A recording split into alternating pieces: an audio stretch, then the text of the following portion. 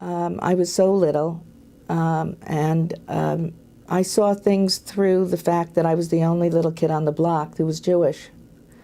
And in my school, I experienced a lot of anti-Semitism, and I really, really was sad that everybody had Christmas and everybody had Halloween and everybody had Easter, and our house seemed incredibly empty and dark.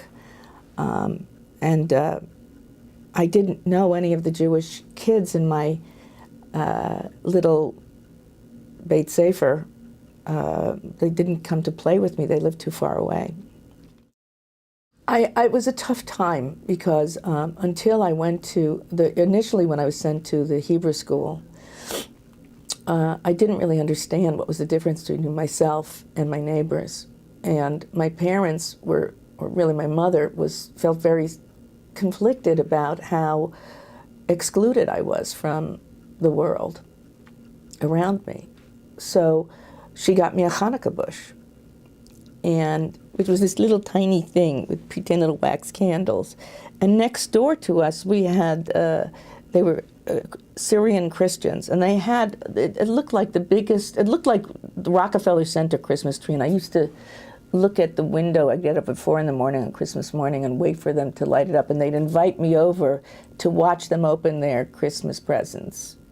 That's what I do on Christmas morning, and they'd always have something for me, but it was really like drooling at the other, culture. And at school, back then, I don't know if they still have it, but on Wednesdays you went for religious instruction, and people were let out at 2. And so you had everybody going to this church and that church and that church, and then there were the 5 Jews. And we really had a teacher who would not let the Jews answer questions because she said, "You always know, Jews, put your hands down." They said that to us. So it was not comfortable, and in the playground they could call us kikes, I mean, this is 1957 to 60, guys. So my mother would try to comfort me with that, and then she would give me an Easter egg basket. And when everybody at Easter got new dresses, and I got a new dress, it was Passover. I remember I was 6, going to Hebrew school, and it was my first year in Hebrew school. And it was show and tell, and Mora said, "Who has something to show and tell?" And I had insisted I could wear my Passover dress to school. And I got up and I turned around and I said, "This is my new Easter dress." And everybody spit at me. I ran out of there and I wouldn't go the next year. So I was terribly confused. What is Easter? What is Passover? Who am I? It was very confusing.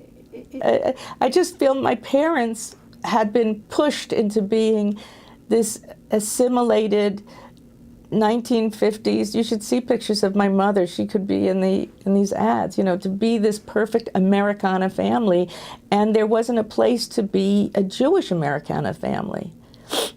And